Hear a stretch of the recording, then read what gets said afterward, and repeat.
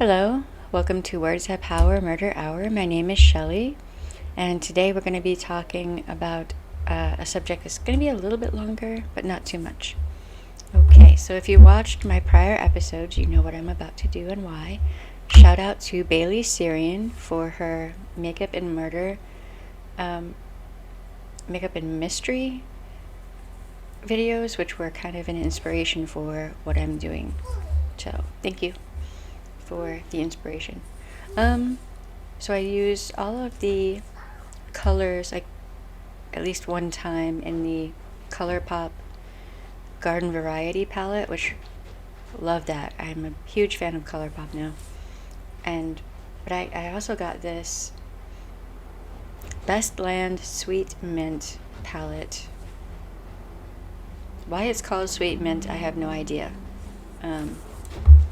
Also, things come up orange on this camera in this lighting when they're not orange. Just warning. Hold on. Okay, so that's what it looks like inside. And I've already used several of the colors of this. It's not a bad palette. I'm not a big fan of the big chunky glitter, but it's actually fairly decent. I'm pretty sure it's from China. I haven't had an allergic reaction to this, so that's good. But I don't know if you can see. It doesn't come up very well on the camera in this lighting because I'm so pale. It's hard to do lighting on me. Like, this lipstick is dark, bright red, not orange. This is not orange, except for in this lighting on this camera. It's really frustrating. Maybe I need to talk with Bailey Syrian at some point about lighting. How do you do it? Okay. All right. So I'm keeping the makeup portion kind of short. Just remember where that is if you need it, okay? All right, so today we're going to be talking about isolating. If you're in an abusive relationship, or you have a loved one who's in an abusive relationship and their abuser or the abuser is isolating their victim, what does that mean? And it's a thing that most people will kind of passingly talk over, but they don't actually really focus on it. FYI, my daughter's in the other room. She's supposed to be having her cartoon time. That's when I record. But she will sing to me from the other room. So you may hear her. She's just being super cute. Okay. Abusers want to take control of every aspect of their victim's life. And just across the board, that can be anything and everything. Having access to a good positive social structure or network is just one more thing they want to control and just do away with altogether. Because if you have a good, strong family base and family network and friends and coworkers and people around you who care about you, then it will be easier for you to escape from the abuser. And that is the last thing an abuser wants. So, isolating in just about every abusive relationship that I've seen is one of the things that an abuser will pick at and try to erode away from their targeted victim. But it's not just abusive, like, partners. It can also be an occult, in a religious group. If they may tell you that you have to disengage from loved ones and friends if they don't believe the same thing you know, if you're not part of that group, then why know them? Why have them in your life at all? That's isolating and that's abusive.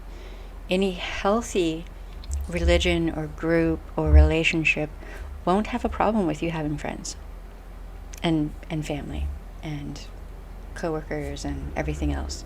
But for the sake of this conversation, we're going to hone in on and talk about isolation in an abusive relationship.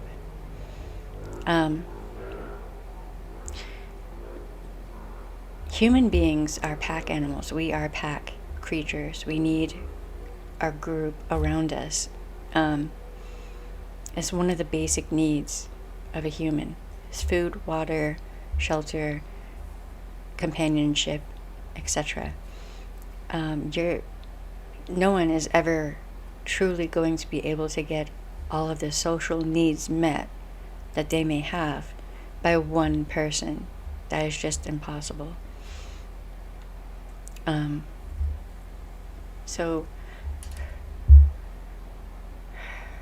a question that I was asked by someone was, how do you stay in contact with a friend who is in an abusive relationship and their significant other is trying to isolate them? I've been there. I've been the friend who's been like, this is going to be bad. Like, that's a hard question to answer, because an abuser will find any little thing wrong with any friend or family member, etc., to try to isolate their target. So trying to ingratiate yourself with the abuser is a bad idea. Just don't even try. Rather, I would say be polite but reserved with the abuser. And if it comes down to it, and if you have to, ask them how their day's going. What's the weather like? Is it nice out today? Ask them questions that are just innocuous and, hopefully won't start up any trouble for the victim. But then see, with an abuser, any little thing can trigger anger. And, that's just the way they are. So I would say don't give up on your friend or your loved one. Don't ever give up. If needs be, make it known to the victim. I will always be here, even if you don't talk to me for 2 or 3 years. I had that happen with a friend. It was 2.5 years that I waited. And I was waiting, and I was there. When she was ready to go, I was there. I actually had boxes, what do you call them? Unfolded in my closet, and like a bunch of them, just waiting. And the last real conversation I had with her before her then significant other forced her to isolate, I told her, if you ever get to a point where you want out, let me know. And don't let him make you think that you won't be able to get all your things and move out. You will be able to. You just let me know. Just say tomorrow. Just send me a message tomorrow. I'll know what that means. And we actually got her moved out. I mean, I must have grabbed it was 18 people that I knew, coworkers that I barely knew. I was like, look, hey, I need help. I'm grabbing you. Which, when you're doing the payroll, you can kind of do that sort of thing. So isolating, when a person is isolated and they're being abused, that just makes it that much easier for the abuser to do the following. And this is from NCJRS, National Criminal Justice Reference Service, .gov. And this is from an abstract. It was actually a really good read. I read the whole thing. And you can download it. I do believe it's I don't remember if it's a PDF file.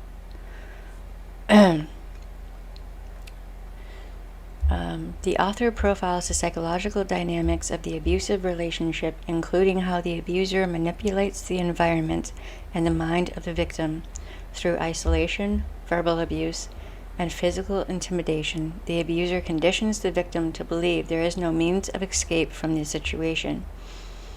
The cycle of abuse, plea for forgiveness, and promise to change is portrayed as a continuing phenomenon that escalates unless there is effective intervention.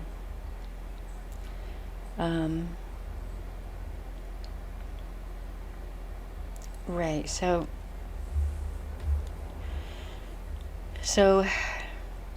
all of the different forms of abuse that you've heard about, they all work together like puzzle pieces. They all just fit together, right? So the victim is targeted. The abuser begins to, normally, they'll begin to love bomb, data mine, and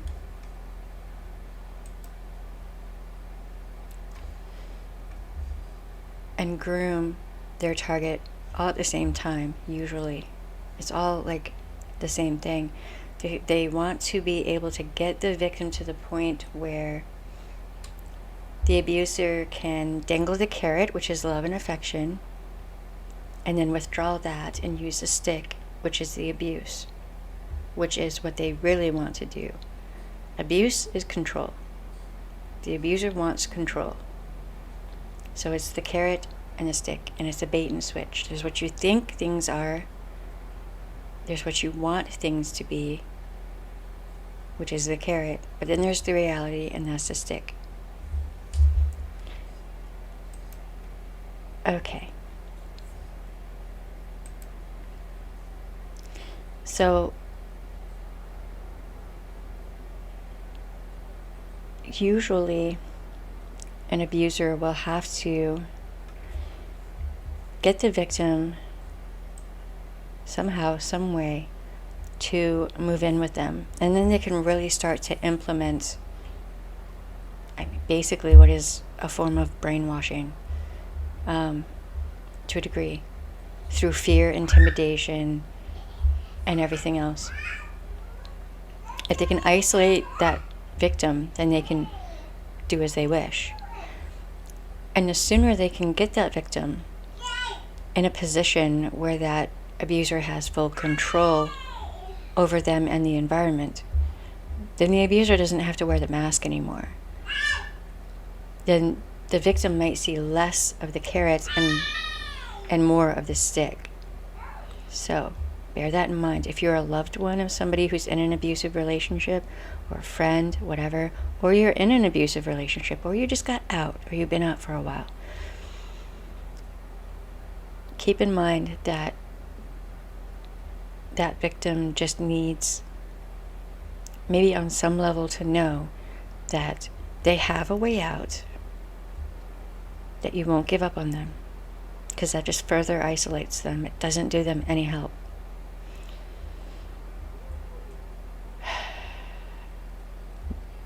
And once you, it's not a matter of if, it's a matter of when they get out, unless the abuser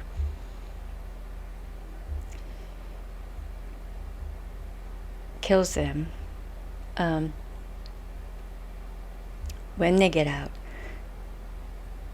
they need people around them to reassure and reinforce to them that they are not crazy, that they didn't ask for it, that they didn't deserve it, they didn't bring it on themselves. it's all on the abuser.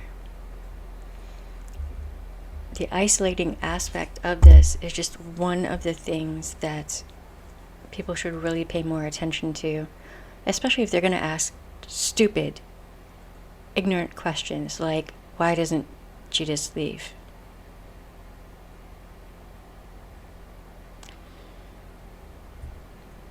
The better question would be, why doesn't he just stop? When you ask why doesn't she just leave, you place the blame on the victim. You need to place the blame where it belongs, which is on the abuser. The abuser is the one who chooses to do the abuse. The victim cannot be held responsible for what the abuser chooses to do. So stop victim blaming.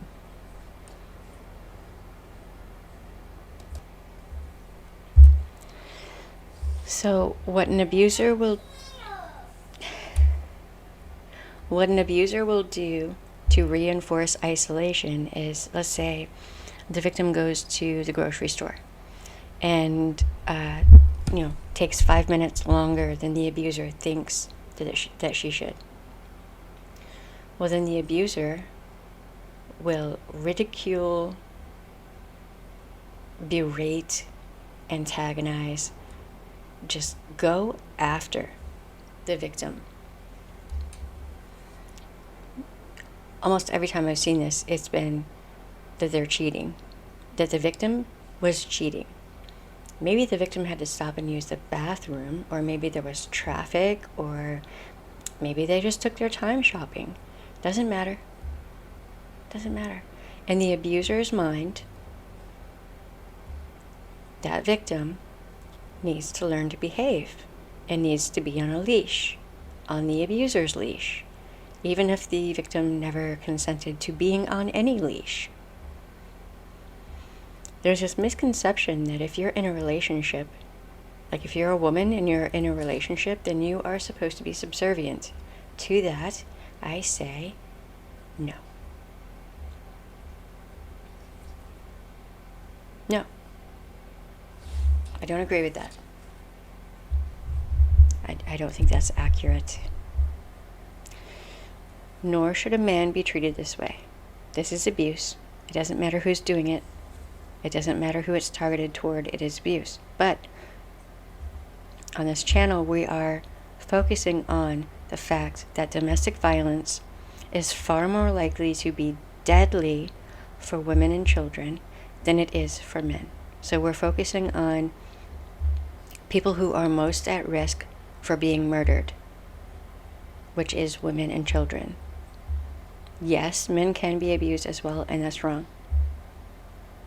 But the chances of a man being killed in an abusive relationship are really low. Like, really low. So isolating can do serious psychological, emotional damage to a victim, because maybe you're a social butterfly and you go from being a social butterfly to not being able to say hi to someone without being abused. That can drastically alter how you interact with people. And it is kind of amazing the damage that does.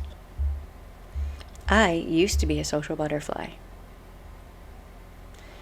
But because of my experience with it, DV, I'm not that same social butterfly anymore. Sadly.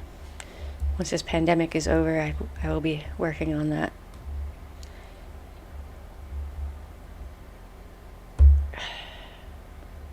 If you have a friend or a loved one who is isolating, please don't give up on them, because eventually they're going to need you. And if you actually care about them, you will stand by them and you will wait. Or try to help, but don't do it in a way that is forceful to the victim, because that's the last thing they need. Or in a way that will trigger the anger of the abuser, because that could be deadly for the victim. You want to keep the victim in mind, not yourself.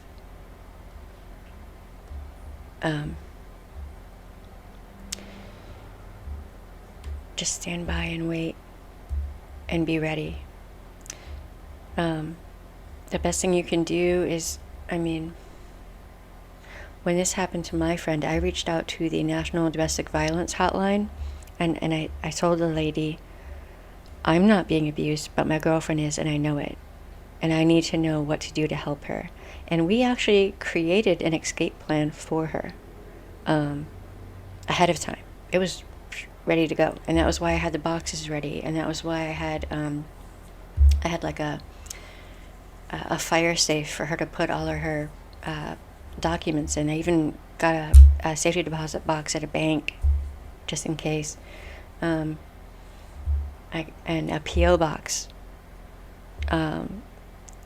So she could use that as her address. Like, there were just key things that I got into place for my friend ahead of time, because I knew that she was going to need, all of that help. National Domestic Violence Hotline. They will help people who are related to, or like friends, family, whatnot, of an abuse victim. Just to help you prepare. Just putting that out there. They are so amazing. By the way, if any of y'all are out there and happen to hear this, just much love, so much love to all of you who have worked for the hotlines. Okay, so this is another slightly short one, but I have a bunch of them to record. And part of the reason I'm going to be recording all of these as much as possible right now is because I have some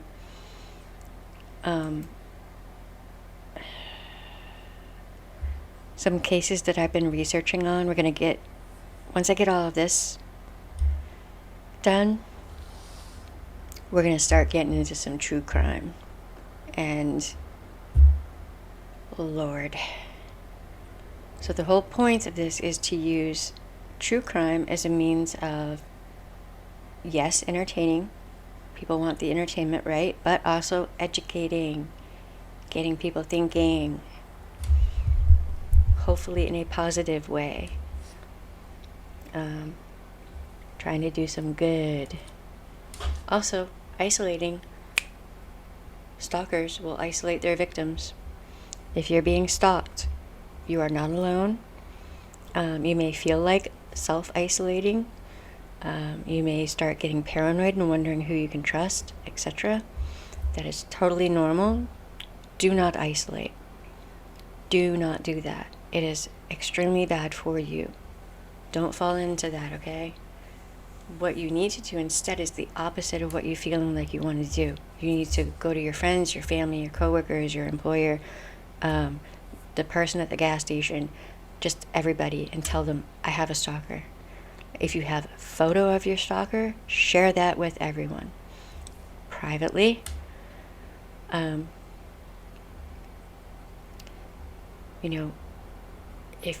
If you're going to share that publicly, like on social media, don't put the name of the stalker out there.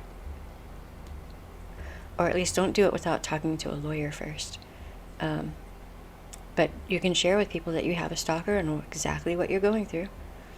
Do not engage or talk to or say hi, bye, or F you to a stalker. Do not engage.